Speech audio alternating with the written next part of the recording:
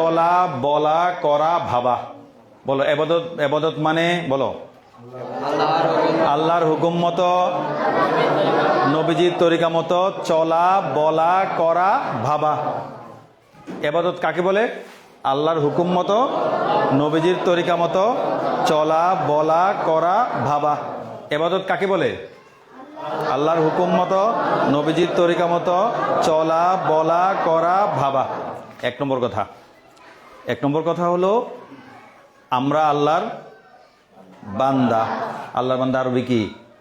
আবেদুল্লাহ। আমাদেরকে কে সৃষ্টি করেছেন? সুন্দর করে বলো আল্লাহ। বলো এই দুনিয়াকে সৃষ্টি করেছেন? আসমানকে সৃষ্টি করেছেন? জমিনকে সৃষ্টি করেছেন? আলোকে সৃষ্টি করেছেন? অন্ধকারকে সৃষ্টি করেছেন? আমাদেরকে কে সৃষ্টি করেছেন? কেন সৃষ্টি করেছেন? তার ইবাদত করার জন্য। ইবাদত মানে কি? আল্লাহর হুকুম মতো, নবীজির তরিকা মতো চলা, বলা, করা, ভাবা। ইবাদত মানে আল্লাহর হুকুম মতো, নবীজির তরিকা মতো চলা, বলা, করা, ভাবা। এটা লিখে রাখবে ভালো করে। এক নম্বর কথা। দুই নম্বর কথা হলো আমরা মুসলিম। আমরা কি? আমরা কি? আমরা কি? সমস্ত নবী কি? মুসলিম। সমস্ত রাসূল কি? আদম আলাইহিস সালাম কি? নূহ আলাইহিস সালাম কি? মুসা আলাইহিস সালাম, ইব্রাহিম আলাইহিস সালাম, ইসহাক আলাইহিস সালাম, ইয়াকুব আলাইহিস সালাম, ঈসা আলাইহিস সালাম, মুহাম্মদ রাসূলুল্লাহ সাল্লাল্লাহু আলাইহি সাল্লাম, সবাই মুসলিম। আমরা সবাই কি? মুসলিম মানে কি? মুসলিম শব্দের অর্থ কি? এটা মানে পরিষ্কার কথা যে তুমি নিজেকে মুসলিম বলো। মুসলিম শব্দের অর্থ আমার কাছে পরিষ্কার না। এটা আগে তোমার কাছে পরিষ্কার হয়ে যাক যে মুসলিম বলি, মুসলিম শব্দের অর্থটা আমার কাছে পরিষ্কার না। এখন পরিষ্কার করবো ইনশাল্লাহ। মুসলিম মানে আত্মসমর্পণকারী। মুসলিম মানে কি? কার কাছে? হ্যাঁ, তাহলে মুসলিম মানে আল্লাহর কাছে কি কারী? আত্মসমর্পণকারী। মুসলিম মানে আল্লাহর কাছে আত্মসমর্পণকারী। মুসলিম মানে আল্লাহর কাছে আত্মসমর্পণকারী। মনে থাকবে তো ইনশাল্লাহ? আমাদের ধর্ম কি? আমাদের ধর্ম কি? আমাদের ধর্ম কি? সমস্ত নবীর ধর্ম কি? সমস্ত রাসূলের ধর্ম কি? আদম আলাইহিস সালামের ধর্ম, নূহ আলাইহিস সালামের ধর্ম, ইব্রাহিম আলাইহিস সালামের ধর্ম, মুসা আলাইহিস সালামের ধর্ম, ঈসা আলাইহিস সালামের ধর্ম, আল্লাহর মনোনীত ধর্ম, আল্লাহর পছন্দনীয় ধর্ম, আল্লাহর একমাত্র মনোনীত ধর্ম কি? এসব পক্ষে কোরআন থেকে দলিল দিতে পারবে? আল্লাহর একমাত্র ইসলাম, আল্লাহর একমাত্র মনোনীত ধর্ম। জি প্লিজ।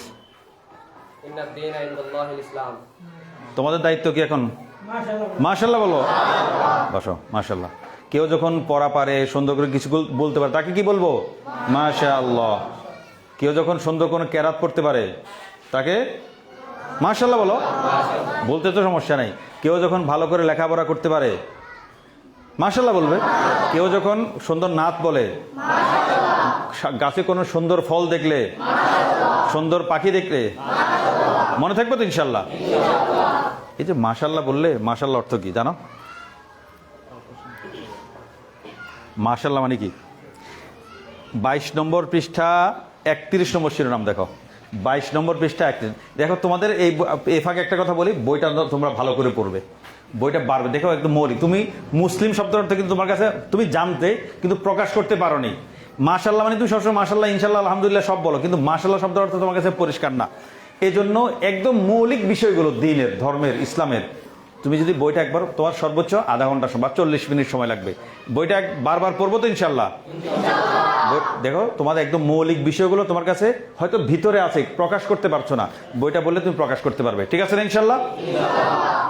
মাশাআল্লাহ। দেখো কত নম্বর পৃষ্ঠা? 22। কত নম্বর শিরোনাম? কারো মধ্যে সুন্দর কিছু দেখলে মাশাআল্লাহ বলবো। কারো কোনো গুণ দেখলে, আমার বন্ধুরা পড়া পারলে, কেউ ভালো কোনো কাজ করলে, মাশাআল্লাহ মানে আল্লাহ যা চান সেটা হয়, আল্লাহ যা ইচ্ছা করেন সেটাই হয়, সেটাই ভালো। আল্লাহ যা করেন ভালোর জন্যই করেন। এই মাশাআল্লাহ মানে এটা এইভাবে দেখো, ইনশাআল্লাহ, মাশাআল্লাহ, লা ইলাহা ইল্লাল্লাহ, জাযাকাল্লাহ, অনেকগুলো আছে, এগুলো সবগুলো ভালো করে পড়বে, বুঝবে, একজন আরেকজনকে জিজ্ঞাসা করবে, মুখস্থ করবে, তাহলে দেখা যাবে ইসলামের একদম মৌলিক বিষয়গুলো তোমার কাছে পরিষ্কার থাকবে। দেখ আমরা আমাদের কথা কোথায় ছিল? মাশাআল্লাহ কোত্থেকে এসেছে? না, আয়াত থেকে এসেছে যে আল্লাহর কাছে একমাত্র মনোনীত ধর্ম ইসলাম। ও ইসলামের এর পক্ষে কোরআন থেকে কি দিয়েছে? দলিল দিয়েছে। আল্লাহর কাছে একমাত্র মনোনীত ধর্ম কি? ইসলাম। এর পক্ষে কোরআনের দলিল কি? ইন্নাদ দীনা ইনদাল্লাহিল ইসলাম। আল্লাহ তাআলা আমাদেরকে কেন সৃষ্টি করেছেন? দলিল দাও, কোরআন থেকে দলিল দাও। আল্লাহ তাআলা শুধু তার ইবাদত করার জন্য সৃষ্টি করেছেন, আরো সহজ করে দিয়েছি। আল্লাহ তাআলা জিন এবং ইনসানকে শুধু তার ইবাদত করার জন্য সৃষ্টি করেছেন, আরো সহজ।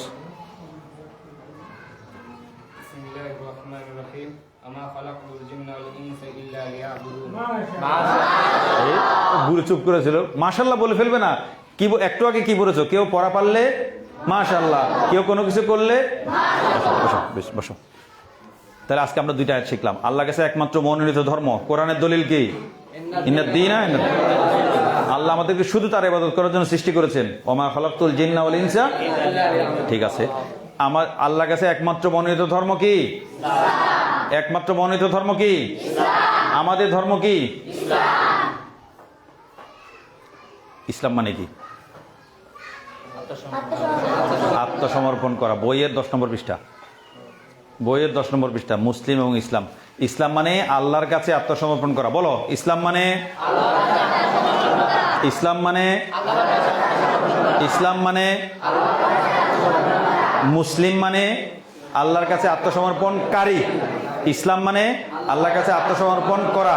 মুসলিম মানে আল্লাহর কাছে আত্মসমর্পণকারী। আমরা সবাই মুসলিম না? তুমি এই মাদ্রাসায় পড়ো, এই জন্য তোমাকে এই মাদ্রাসার ছাত্র প্রমাণ করার জন্য আইডি কার্ড লাগে না? আইডি কার্ড লাগে, পোশাক লাগে, তো কেমন? তুমি মুসলিম এটা প্রমাণ করার জন্য তোমাকে কি করতে হবে? আচ্ছা, প্রশ্নটা আবার অন্যভাবে করি। একজন অমুসলিম, হিন্দু, বৌদ্ধ, মুসলিম, খ্রিস্টান, সে মুসলিম হতে চায়। সে মুসলিম হতে গেলে তাকে কি করতে হয়? কালেমা পড়তে হয়। মুসলিম হতে গেলে কয়টা কাজ? মুখে কালিমা বলা, অন্তরে কালিমা বিশ্বাস করা। মুসলিম হতে গেলে, মুসলিম প্রমাণ করতে গেলে কয়টা কাজ? 1, মুখে কালিমা বলা। 2, আমরা যেভাবে কথাগুলো বলেছি এই ধারাবাহিকতাটা মনে রাখবে। এই ধারাবাহিকতার কথা তোমার ঘরে আব্বু আম্মুকে বলবে, চাচা চাচিকে বলবে, দাদা দাদুকে বলবে। পড়বে তো ইনশাল্লাহ? আর সবচেয়ে বড় কথা হলো বইটা বারবার পড়বে। বইটা বারবার পড়লে তোমার একদম ইসলামের বেসিক একদম মৌলিক উসুলগুলো, মূল কথাগুলো তোমার জানা হয়ে যাবে। ঠিক আছে ইনশাল্লাহ? তাহলে মুসলিম হতে গেলে কয়টা কাজ? 2টা। 1 নম্বরে মুখে কালিমা বলা, অন্তরে কালিমা বিশ্বাস করা। মুখে কালিমা বলো।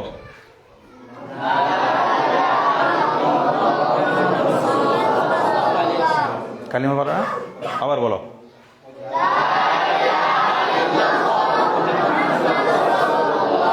আবার।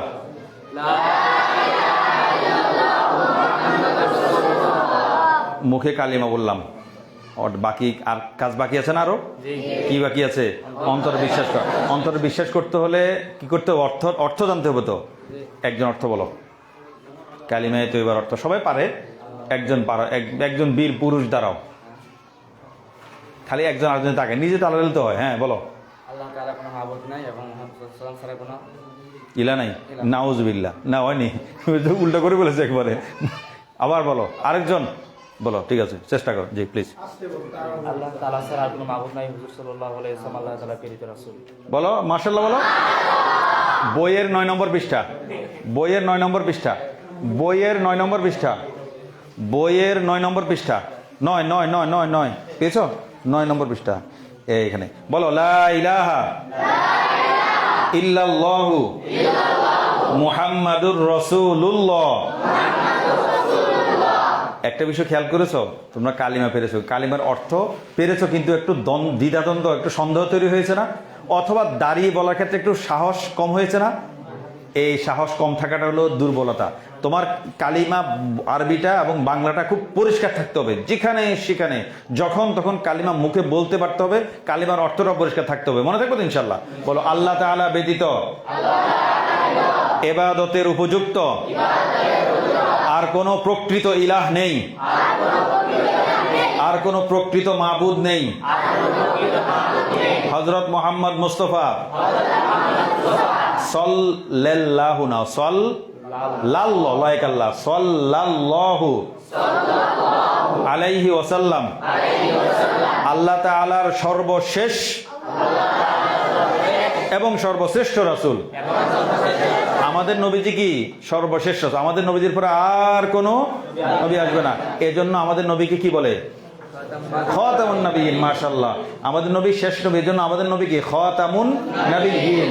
আমাদের নবী কি খাতামুন, আমাদের নবীজির পরে আর কোন নবী আসবে না কিয়ামত পর্যন্ত। আমাদের নবীজি কি সর্বশেষ নবী, মনে থাকবে তো ইনশাআল্লাহ।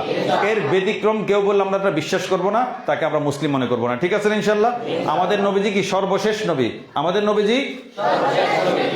নবীজি খাতামুন নবী, এটা নিজে বিশ্বাস করব। বাড়ির মা বোনদেরকে, আশেপাশের আমার ছোট ভাই বোনদের সবাইকে বলবো আমাদের নবীজি কি সর্বশেষ এবং তোমাদের একটা দায়িত্ব দিই, দায়িত্ব হলো এই যে 9 নম্বর পৃষ্ঠা কালিমা আছে না, আরবি এবং বাংলা, এটা তোমার বাড়ির সবাইকে সবার কাছ থেকে একটু শুনতে পারবে?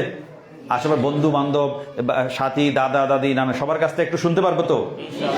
অনেকে আছে দেখবে, তোমরা এখানে দেখেছো না, কালিমার অর্থ বলার ক্ষেত্রে খালি একজন ধাক্কা থাকে, শেষ পর্যন্ত 2 জন দাঁড়াতে পেরেছে, বাকিরা পারে কিন্তু হিম্মত করে দাঁড়াতে পারেনি। এভাবে সবার একটু দুর্বলতা আছে। এজন্য বাড়ির মুরব্বী যারা আছে সবার কাছ থেকে কালিমাটা শুনবো এবং কালিমার অর্থটা মুখস্থ করে দেবো, ঠিক আছে তো? কালিমার অর্থ আমরা এখানে আমরা বলি না সর্বশেষ এবং সর্বশ্রেষ্ঠ রাসূল, এটা অর্থের মধ্যে দেইনি 9 নম্বর পৃষ্ঠা, এই কথা যোগ করে পড়বে, কারণ এখানে আমরা আমাদের নবীজি শেষ নবী, এটা ভালো করে পরিষ্কার করতে হবে, ঠিক আছে তো ইনশাআল্লাহ। আর তাহলে তোমাদের এই কাজ কি, তুমি যত 100-200 জন কমপক্ষে, আমি 100 জন এই এলাকার নাম কি, রাঙ্গিপাড়া এলাকা, আমি 100 জন নারী পুরুষকে কালিমাটা অর্থ সহ শিখাবো, মনে থাকবে তো ইনশাআল্লাহ? কে কে রাজি আছো? কি জন্য রাজি? কমপক্ষে 100 জনকে আমি কালিমা আরবি এবং বাংলা অর্থ সহ শিখাবো, ঠিক আছে তো ইনশাআল্লাহ? নামাও, খুব সহজ কাজ। বইটা তুমি শুধু বইটা নিয়ে একটু দেখে দেখে পড়ে দিবে, বাস হইলো। পারবে তো ইনশাআল্লাহ? পারবে তো ইনশাআল্লাহ? আমরা কালিমা পড়লাম, কালিমার অর্থ আমরা মুসলিম। একজন মুসলমানের উপর সর্বপ্রথম এবং প্রধান দায়িত্ব কি? একজন মুসলমানের উপর, আমরা মুসলমান হয়ে গেছি, মুসলমান, কালিমা পড়লাম, বিশ্বাস করলাম, এখন আমাদের সর্বপ্রথম দায়িত্ব কি? মাশাআল্লাহ, নামাজ পড়া। কি করা? নামাজ পড়া। কয় ওয়াক্ত?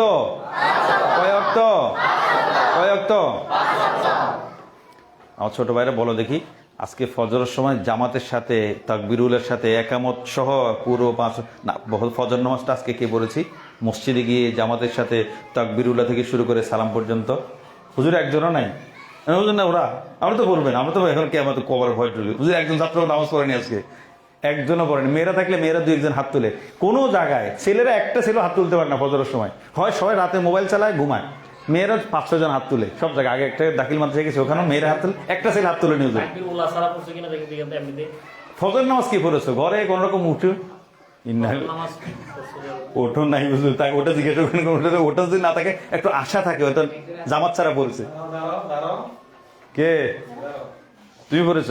মাশাআল্লাহ, ঠিক আছে, মানে যে রক্ষা হয়েছে। আচ্ছা খেয়াল করো দেখি, নামাজ পড়া ফরজ না?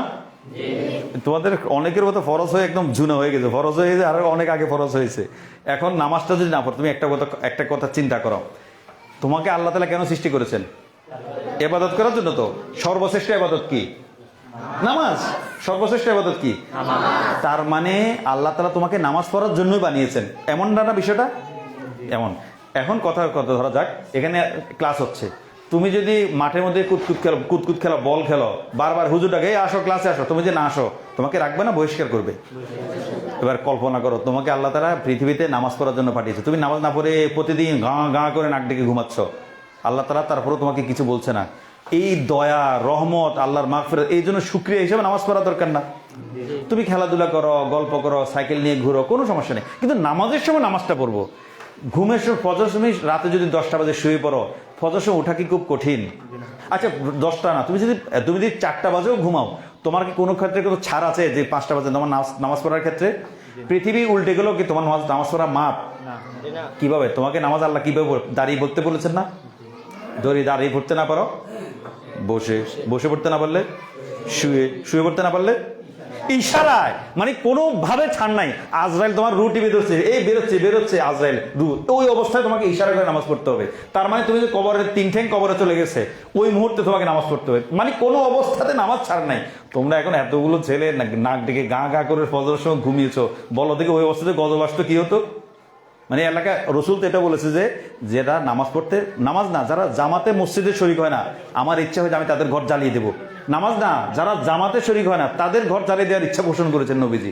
আমরা সেখানে নামাজ তো দূরের কথা, জামাত দূরের কথা, মসজিদ দূরের কথা, ঘরেও পড়িনি। পিচ্ছি যাদের নাবালক, যার নামাজ ফরজ হয় না সেই বলেছে। তেমন অবস্থা কেমন কল্পনা করে দেখি, আজকে যদি রাঙ্গাপাড়া এখানে যদি আল্লাহ গজব আসতো, কি কারণ কেউ একজনও ফজর নামাজ পড়েনি। আজকে আমার ছোট আব্বুরা তোমরা নামাজ পড়বো তো ইনশাল্লাহ, ঘুমাবো, কোনো সমস্যা নাই, কিন্তু নামাজের সময় নামাজ পড়ে আবার ঘুমাই, সমস্যা কি? নামাজটা পড়বো, ঠিক আছে না ইনশাল্লাহ? আজান দিয়েছে নামাজ পড়ে ফেলবো, খেলাধুলা করছি নামাজ বন্ধ, খেলাধুলা বন্ধ, নামাজ পড়ে আবার খেলি, সমস্যা নাই তো, নামাজ পড়বো তো ইনশাল্লাহ। আমাদের কথা শেষ। 5 নম্বর পৃষ্ঠা দেখো, 5 নম্বর পৃষ্ঠা। কটা যেতে হবে, কতক্ষণ আছে?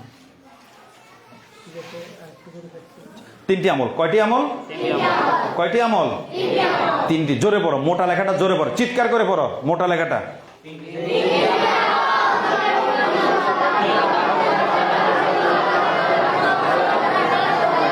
ঠিক আছে। 3টি সুন্নতের উপর নিয়মিত আমল করলে বাকি সুন্নতের উপর আমল করা কি হয়ে যাবে? কয়টি সুন্নত? কয়টি? 3টি কি সুন্নত? 3টি কি? এই যে সুন্নত, সুন্নত মানে কি? সুন্নত মানে কি? মানে পারো, বুঝো, কিন্তু প্রকাশ করতে হবে। সুন্নত মানে নবীজির শিক্ষা, নবীজির তরিকা, মানে নবীজির কথা, নবীজির কাজ, নবীজির আমল, নবীজির তরিকা, নবীজির আদর্শ, নবীজির আখলাক, এগুলো সুন্নত। মানে নবীজির রেখে যাওয়া কাজ, নবীজির তরিকাকে কি বলে? সুন্নত বলে। 1 নম্বরটা পড়ো। 1, স্পষ্ট শুদ্ধ উচ্চারণে কি দিব? সালাম দিব। আসসালামু আলাইকুম, আসসালামু আলাইকুম, নাকি আসসালামু আলাইকুম? আসসালামু আলাইকুম। সালাম কাকে দিব? ছোট বড় সবাইকে। সালাম কাকে দিব? সবাইকে সালাম দেব। একটা কথা বলো দেখি, আজকে আমার ছোট আব্বুরা আজকে মাদ্রাসা আসার সময় মাকে আসসালামু আলাইকুম বলে এসেছো কে? মাকে। হুজুর দেখছো, হুজুর মাত্র 3-4 জন সালাম, কেউ সালাম দেয়নি। ঠিক আছে, মাশাআল্লাহ। আজকে মাকে সালাম দিব তো আজকে থেকে, শুধু আজকে না, বাকি জীবন। বাকি জীবন। আজকে মাদ্রাসা থেকে ঘরে গিয়ে প্রথম কাজ কি? কাকে? আজকে না, সব সময়। এখন থেকে যতদিন মা বেঁচে থাকেন, তুমি ঘর থেকে বেরোয়ার সময়, ঘর থেকে বেরোয়ার সময় তোমার সর্বশেষ কাজ হবে মাকে সালাম দেয়া। আর ঘরে ঢুকে সর্বপ্রথম কাজ কি? মনে থাকবে তো ইনশাল্লাহ? এমনকি তুমি যদি বড় হও, রুজি রোজগারের জন্য শহরে যাও, বিদেশে যাও, তারপরও প্রতিদিন সকালে বিকেলে একবার মাকে ফোন করে হলো সালাম দিবে, ঠিক আছে না ইনশাল্লাহ? 2 নম্বর পড়ো প্লিজ। 2 শেষ আমাদের। 2 জোরে পড়ো।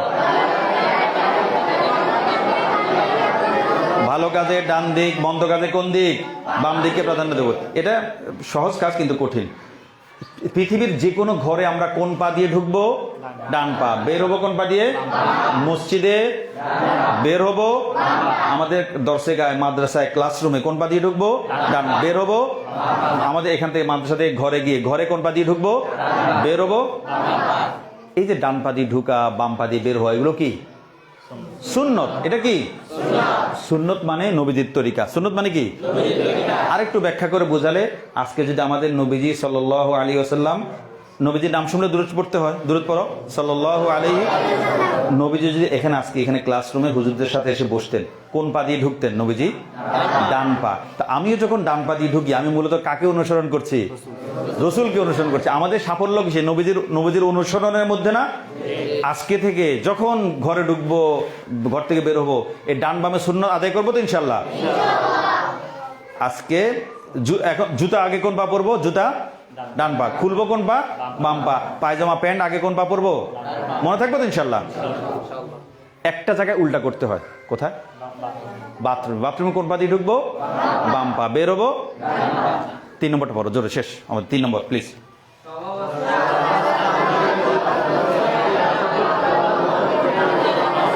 সর্বাবস্থায় আল্লাহ জিকির করব। সর্বাবস্থায় কি করব? উপরে উঠতে, নিচে নামতে, সমতলে চলতে লা ইলাহা ইল্লাল্লাহ। সহজ কথা। আরেকটা কাজ, যে কোনো কাজ কি বলে শুরু করব? বিসমিল্লাহ। লেখা শুরু করছি, পড়া শুরু করছি, খাবার শুরু করছি, পানি পান করছি, জামা পরছি, জুতা পরছি, টুপি পরছি, গেঞ্জি পরছি, পায়জামা পরছি, লুঙ্গি পরছি বা পায়জামা পাঞ্জাবি খুলছি, সব কাজে কি বিসমিল্লাহ। ঘর থেকে বের হওয়ার দোয়া পারো কেউ? ঘর থেকে বের হওয়ার দোয়া বলো। বিসমিল্লাহি আল্লাহ তাওয়াক্কাল তো। বিসমিল্লাহি তাওয়াক্কালতু আলাল্লাহি লা হাওলা ওয়ালা কুওয়াতা ইল্লা বিল্লাহ। আজকে কে পড়েছো বাসা থেকে, ঘর থেকে মাদ্রাসা আসার সময় বিসমিল্লাহ তাওয়াক্কাল তো পড়েছো? পড়েছো? আর কেউ? বুঝে একজনও পড়েনি, একজন ছাড়া বাকি কেউ পড়েনি। এটা পড়তে হবে। ঘর থেকে বেরো, বলো বিসমিল্লাহি তাওয়াক্কালতু আলাল্লাহ লা হাওলা ওয়ালা কুওয়াতা ইল্লা বিল্লাহ। অনেকে হাই তুলছে, হাই তোলার সময় কি রাখবো? বাম হাতের উল্টা পিঠ মুখে রাখবো, এমন কেমন? অনেকে হাই তুলছে, খালি ছেলেরা হাই তুলে, মেয়েরা হাই তুলে না। সব জায়গায় দেখি ছেলেরা হাই তুলে। মানে ছেলেরা রাতে ঠিকমতো ঘুমায় না, আড্ডাতে মোবাইল চালায়, নামাজ পড়ে না, আড্ডাতে সবগুলো করে, রাতে ঘুমায় না, এরকম ক্লাসে এসে ঘুমায়। হাই আসলে কি করবো? বাম হাতের কোন পিঠ? উল্টা পিঠ রাখবো। হাইয়ের সময় তিনটা কাজ। হাইয়ের সময় তিনটা কাজ কি? এক কাজ করবো, দুই কাজ ছাড়বো। এক কাজ হলো বাম হাতে কি রাখবো? উল্টা পিঠ রাখবো, এটা করবো নাকি? দুইটা কাজ। কয়টা কাজ করবো না? হাই তুলে কি করবো না? কি করবো না? হাই তোলা অবস্থায় আওয়াজ করে না, এটা খুব খারাপ। এটা ভালো? হাই তুলে আওয়াজ করা ভালো? এটা কিসের মতো শোনায়? কুকুরের মতো শোনায় না? অনেকে হাই তুলে আওয়াজ করে। আবার হাই তুলে আওয়াজ করবো না, হাই তুলে কথা বলবো না, কেমন? এটা ভদ্রতা বিরোধী, এগুলো সুন্দর দেখায় না। আরেকটা বিষয় হলো মুখে লোক মাজিয়ে কথা বলে না, এটা কি সুন্দর দেখায়? খুব খারাপ। আবার মুখ থেকে পরে কথা বলার সময় মুখে ভাত দিয়ে কথা বলবো না, হাই তোলার সময় কথা বলবো না, কেউ করে আওয়াজ করবো না। এগুলো ভদ্রতা, এগুলো শালীনতা, এগুলো শিখলে তুমি দেখলে ছেলেটা ভদ্র। তুমি যখন হাই তুলো হা করে আসো, দেখলে কেমন লাগে? খারাপ লাগে? ভালো না সুন্দর লাগে? খারাপ লাগে। তুমি যে হাই তুলো, হ্যাঁ ছেলেটা ভদ্র, কেমন? এইগুলো ছোটখাটো বিষয় মনে রাখবে। যাক, আজকে থেকে আমরা ঘর থেকে বের হওয়ার কি করবো? যখনই মাদ্রাসা থেকে বেরোবো বিসমিল্লাহি তাওয়াক্কালতু আলাল্লাহ লা হাওলা ওয়ালা কুওয়াতা ইল্লা বিল্লাহ। যখনই ঘর থেকে বেরোবো বিসমিল্লাহি তাওয়াক্কালতু আলাল্লাহ লা হাওলা ওয়ালা কুওয়াতা। আমরা কথাগুলো আরেকবার গুছাই, শেষ আমাদের 1 মিনিটে। আমাদের প্রধান পড়েছে আমি আল্লাহর বান্দা। আমি কে? আমাকে কে সৃষ্টি করেছেন? কেন? আল্লাহ ইবাদত করে। ইবাদত মানে কি? আল্লাহর হুকুম মতো, নবীজির তরিকা মতো চলা, বলা, করা, ভাবা। কথাগুলো একটু খাতায় নোট করে রাখবে। 2 নম্বর কথা, আমরা মুসলিম মানে আল্লাহর কাছে আত্মসমর্পণ। কত নম্বর পৃষ্ঠা? 10। কালিমাটা 9 নম্বর। কালিমাটা 9 নম্বর পৃষ্ঠা। মুসলিম মানে আল্লাহর কাছে আত্মসমর্পণকারী। ইসলাম মানে আল্লাহর কাছে আত্মসমর্পণ করা। মুসলিম হতে গেলে কয়টা কাজ? 2টা। 1, মুখে কালিমা বলা, অন্তরে কালিমা বিশ্বাস করা। আমি বিশ্বাস করলাম আমি মুসলিম। আমার পর কাজ কি?